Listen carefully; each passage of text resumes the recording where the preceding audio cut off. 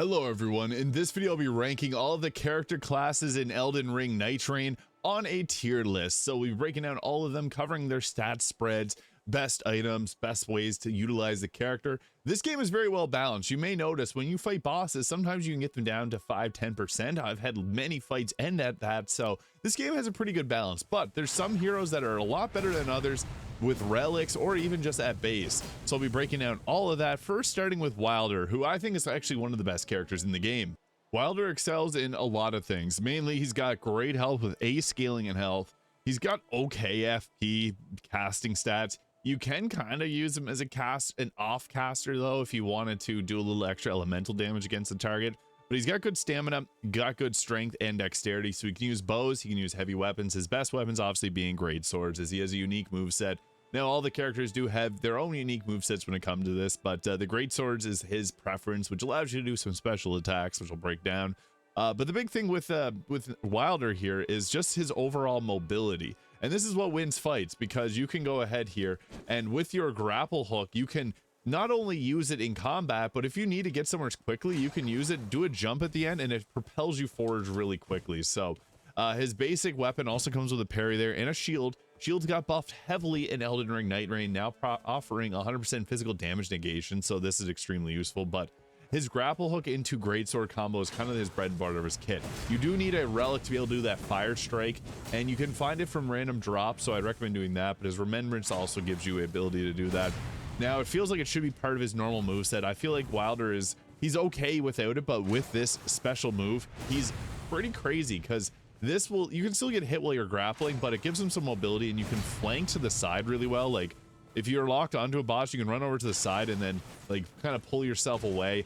There's a lot of cool tricks you can use with his grapple hook here to stay mobile while you're fighting against someone, because if you need to get out of the way of an attack really quickly, he's got his grapple to zap away faster than most characters other than, like, Ironeye. So he's great on offense. He's got the mobility game. He's got the health. You can see the character's health at level 15 of the top left-hand corner there. So great health. It's not as high as the Guardian or the Raider, but still very solid, because unlike Guardian, he's got a real dash. Like, you can see this dodge roll, it's very large. The Guardian doesn't have that. He's more of a shield character, but overall, Wylder is probably one of the best characters in the game. I know he's kind of vanilla in how he plays, but he can do everything. If you need an incantation to do a little extra madness on a target, he can actually cast, and it's not going to be terrible. There's some bosses where you need to use the elemental attack, like if you're going against Libra there, who requires you to use the, doesn't require you, but using madness damage will take him out of his crazy spell casting stance and put him into a melee stance, which is easier to fight against. And if your team isn't putting up with, or isn't able to output that madness damage, Wylder can. So I'd recommend using him as kind of an all-in-one. Best, obviously, two great swords together, do your jump attacks. That's probably his best damage, because he can do a good posture damage with those jump attacks. But you want to stay mobile, and that sometimes involves using your grapple hook to jump around to the side. I would recommend getting a relic that gives you two uses of it, because it's so useful to be able to set up into position and then, like, avoid an attack and then get in and do your special attack here. There's also a relic that will leave behind fire whenever you do your attack here, which can also be good against some large bosses, because they'll always take fire damage. So he's best against Senti and Pest, I would say. That's one of his best bosses to go against. And he's great in solo, because he also gets the ability to give yourself that 6th sense, cheating death a single time. So you might see whenever he gets attacked and you're going to get taken out by the damage, that he'll do like a backflip away from it. That's his 6th sense. You can do it once per grace. So if you're doing a boss fight, it's going to be once in that fight, but it just allows you to avoid getting hit. So Wylder is seriously so good, and I see some people saying he's not that great. I would say Wylder is probably an S tier choice, high A tier to S tier. He can do it all, but obviously great swords and mobility are his strong suits. Next, we have possibly the worst hero with Guardian. Now, what makes Guardian kind of a bad character is just the dash. Every other character in the game has a good dash. Guardian just has a little kind of like a little shuffle here. It's not enough.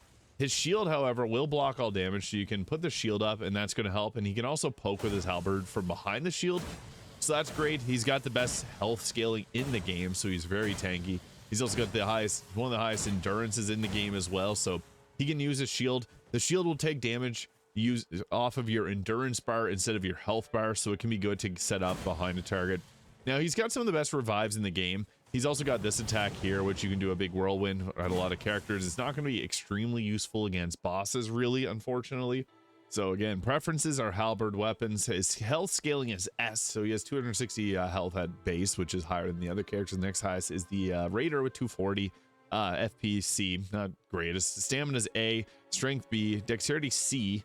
So he's best utilizing heavier weapons and not going around dexterity. And then his casting stats are all kind of low. So obviously he's about being a tank. The thing is, you need to have 2 really good DPS if you're going to utilize him to his max potential, because the biggest issue is his damage. He's not very strong offensively. He can do damage, but his attacks are really slow. And if you're going to two-hand a weapon, he does have a bit of a different move set here, but you can still see the attacks come out extremely slow. Typically on a boss, you can get maybe 2 attacks in before you're going to have to shield and block again. You can also shield with your weapon. That's another choice you got.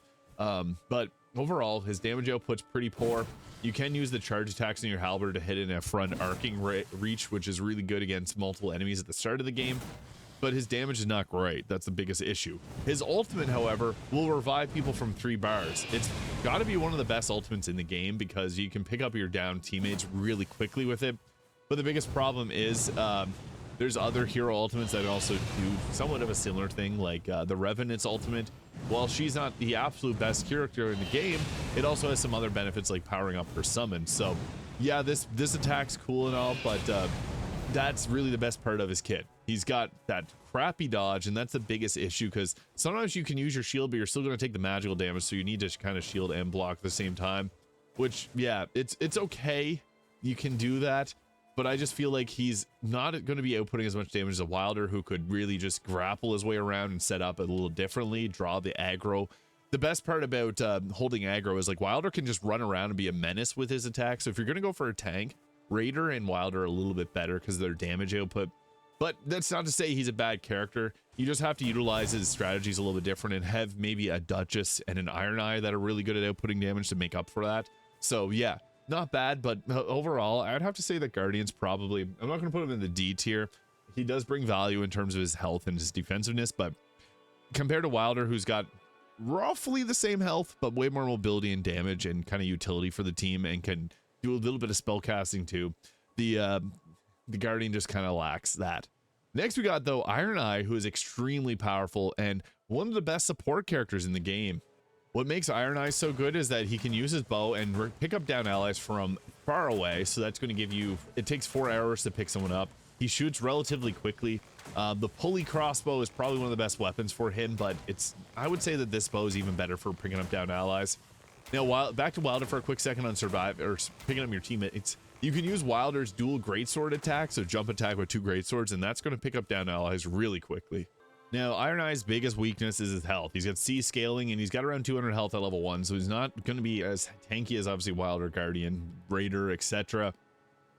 But he's a ranged character, and bows were heavily reworked in Elden Ring Nightreign to make them actually usable. His stamina scaling is B, his dexterity scaling is A, and his arcane scaling is B. Now, this makes it kind of interesting because he can also use Rivers of Blood very well. So if you want to get in close, which I wouldn't always recommend, but if your dodge game is on point, you can use him from range, and then when you need to apply bleed, arcane scaling and dexterity scaling, he's one of the best characters to actually use the Rivers of Blood. There's a surprising character on this list that's really good at Rivers of Blood as well, which I'll be getting to, but he's got some great stats, and I would have to say, outside of the health, very good utility for the team. So obviously range attacks are going to be the biggest point on his attacks. A pulley crossbow shoots 3 times in a row. That's going to be one of the best things you can get. The charge attack here is okay. It does 200 damage there, but a normal arrow is going to do 71, and you can get multiple of these off. 3 arrows will do the same amount of damage as your charge attack. Yes, it does commit. It's hard to say. You can use if you get the barrage attack, you can shoot a ton of arrows really quickly in quick succession with that ability, so that one's really good. But his marked ability is basically Bloodhound Step on everything. It's got crazy range. It marks a target so they take 20% extra or 10% extra damage and receive extra posture damage. You may notice after marking a target that they end up taking and maybe even breaking their posture right after. What's cool about this is you can actually mark 2 targets at once, and he's also got some cool abilities. Like if you press the dodge button and your right trigger at the same time, he shoots a firing away attack like that, where he shoots off 3 arrows at a time. So if you need a dodge, you can actually dodge and attack simultaneously. The arrows aren't as strong as your normal arrows, but hey, sometimes you can hit multiple targets, and it's really good at the start of the game. If you need a little extra room from an enemy, you can shoot off like that and still take out probably a couple enemies at a time. His ultimate, really good. You line it up and you can pick up your down allies with it. So you go like that, boom. You can hit the boss and stun the boss while also picking up your allies, which is clutch in moments. I've been able to finish off bosses that way, but getting a quick revive and also taking down the or staggering the boss, as it does have a pretty good posture damage. His best part though, obviously countering. He also benefits really well from any type of upgrade that you can get that, let's say, it releases Rancor Call ghosts whenever you're walking near the boss, because you can just strafe like this and it'll continually keep pouring out those ghosts, which will chase down the boss and damage it while you're continually picking away at it with arrows. So yeah, there's a lot of cool synergies with Ironeye, and I would have to say that he's got to be one of the best heroes in the game, because being able to pick up your down allies is super useful. But against bosses like the Augur boss, he's invaluable. You can have two of the Ironeyes running alongside each other, and it's going to be a good mix because you're able to hit the targets that fly away. And there's a lot of them in this game. Sentient Pest, pretty much every boss except for, every boss runs away from you. That makes it really good. The dragon fight doesn't fly away as much, but it still does fly away. So yeah, S tier for him. Next we got Duchess, who a lot of people I think underrate her best abilities. I see a lot of people taking Duchess also because of her dash. That is good, but her best skill is probably the restage ability, because whenever you deal damage to a target, what you can do is the last few seconds of it, you can restage it, and you can see there, it'll deal that damage all the way back to the target. So if you trigger bleed, or if you're able to get a lot of buildup of a status, you can actually reapply with restage there, and boom, it's going to take a bunch more damage and that buildup. Great for building up posture as well.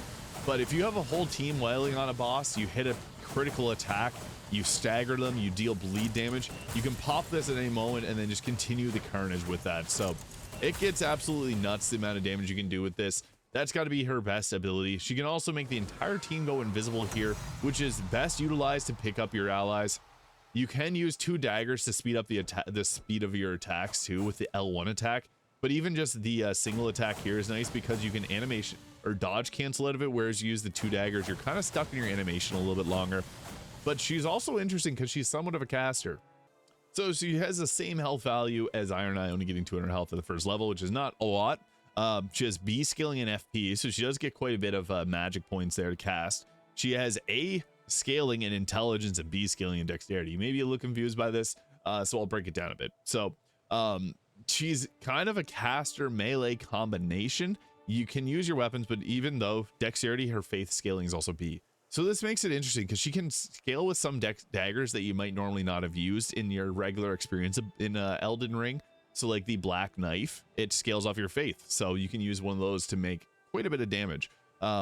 She does have very low health, so you don't want to get hit obviously, but you can use your intelligence to cast spells. I would recommend mostly using spells and not incantations. But if you do have let's say you're going against Libra and you need extra faith for madness spells, she can cast them very well. She's not going to be the absolute best, but she's got to be probably the 3rd best choice. So her kit really relies on you being able to get into different stances. Like sometimes it's best if you have Verduvia dagger, that's a great dagger because you can deal bleed, and then you can use restage to keep applying that bleed buildup. And if you got a spell, you can utilize spells because she's good at flanking. So if you have any type of large area of effect spell, you can cast it and get in good position. So you want to use this dodge as much as possible. Obviously, that's one of the biggest benefits of picking a character like this, but it's not the absolute best. I've played with many Duchesses that I see dashing around everywhere. It's great if you played Bloodborne because you'll be familiar with the style of dash, but make sure you use restage. I've played with Duchesses that never use it an entire run because your entire team can hear it. It makes that little clicking noise.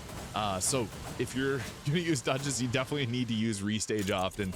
It's annoying to play with a Duchess that, just you see them dashing around like this the whole time. Yeah, it's cool, but you probably have a tank or some character that's grabbing aggro. She's good at just being in position to use restage and get spells off and get some critical attacks. So overall, I would have to say that Duchess is, I think on a good player, she can be extremely useful because doubling the damage with restage is so good. But I would have to say she's like, I would say A tier if someone's using restage often and making use of her spell casting. If someone's the average Duchess player that you're going to find in a public lobby is probably B to C tier.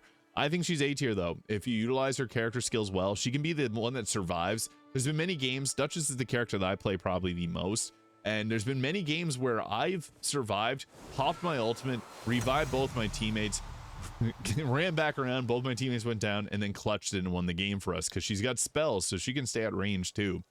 She's clutch, and not a lot of people make use of her skills that well.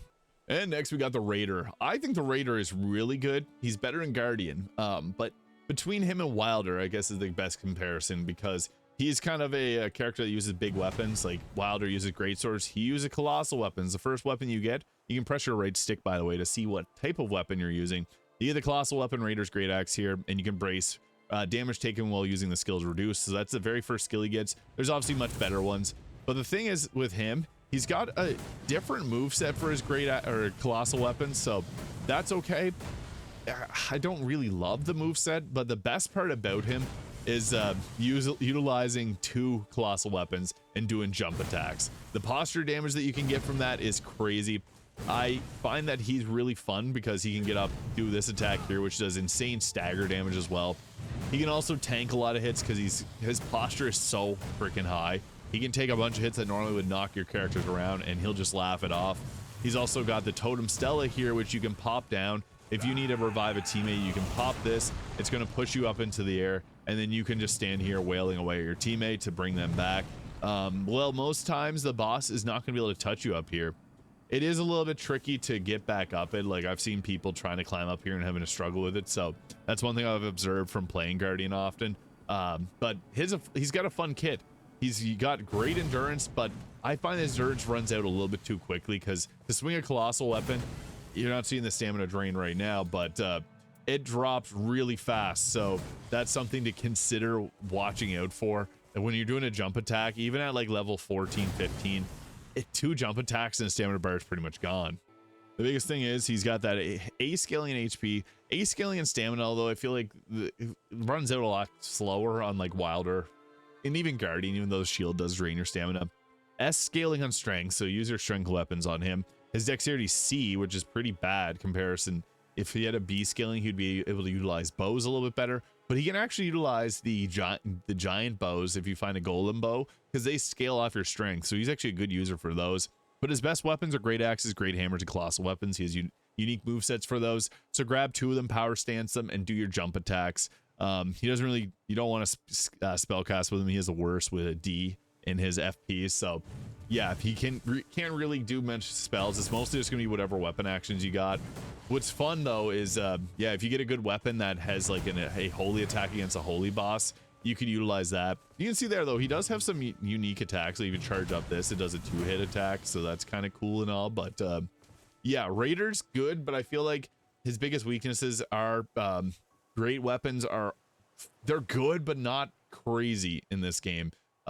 When you can get other things like Katana that has bleed, and a lot of bosses are actually weak to Scarlet Rot and things like that. He's not always the best at applying those. So I like Raider quite a bit. I just feel like he's probably an A to B tier character. I'll put him in the A tier just because Big Bonk is pretty fun. I've played with a lot of really good Raiders, so I know the skills there for a lot of people, but Wylder might be the better choice for most. But next we got Revenant. The smallest hero. She hides completely if you have a great shield. So yeah, she's really small. But the biggest part with her kit is she got a unique claw style weapon. Now what's interesting about this weapon is it's a fist weapon, so it doesn't actually count if you have any items that are claws, even though it says Revenant's Cursed Claws. If you have something that regenerates your FP on claw attacks, not going to work on this.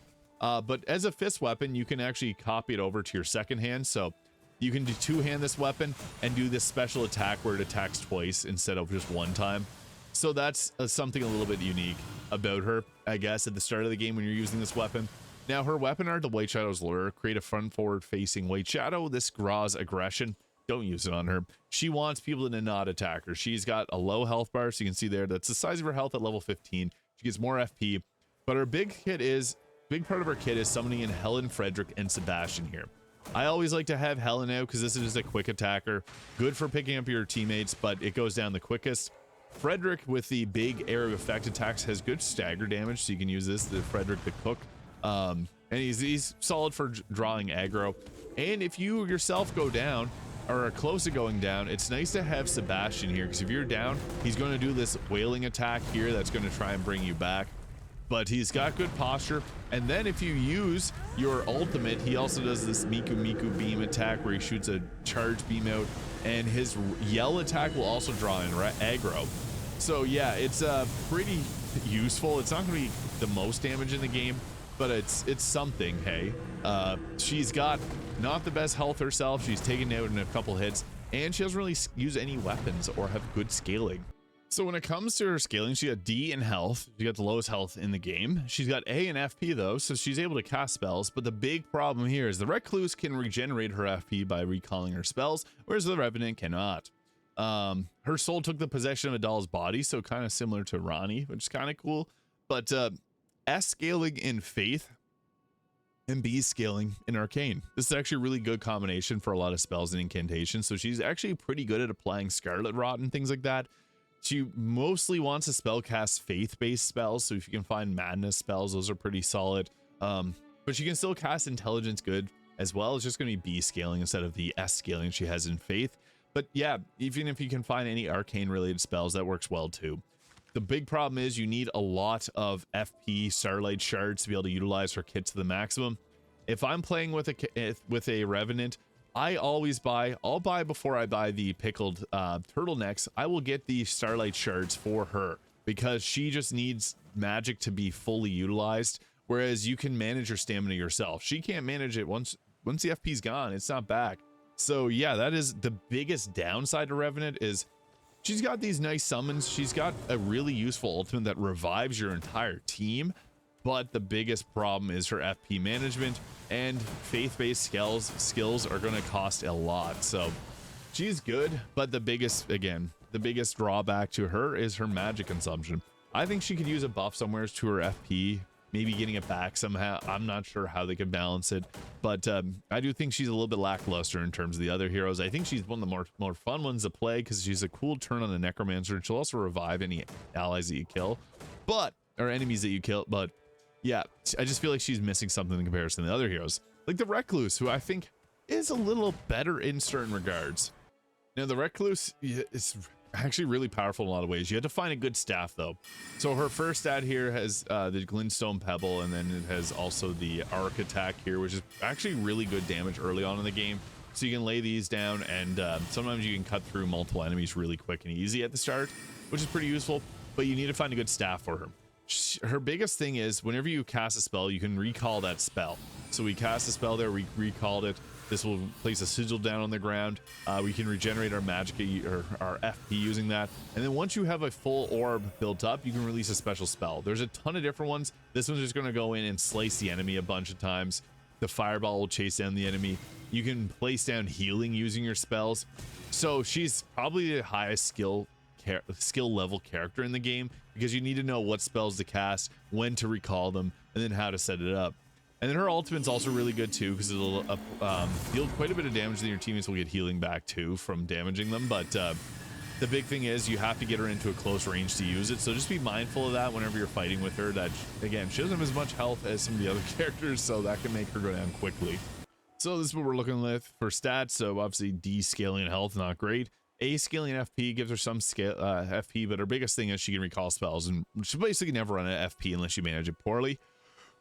S scaling in faith, S scaling in intelligence, but only C scaling in arcane. Now, some faith things will scale off arcane as well, so it's something to keep in mind, but she's got really great spell casting no matter what. No strength, not much dexterity. She's mainly meant to be using spells for most of her attacks. But yeah, high intelligence and faith, that obviously makes for a good spellcaster. Your runs with Recluse here will highly depend on how good your staffs are. If you get some good spells, you're in for a good time.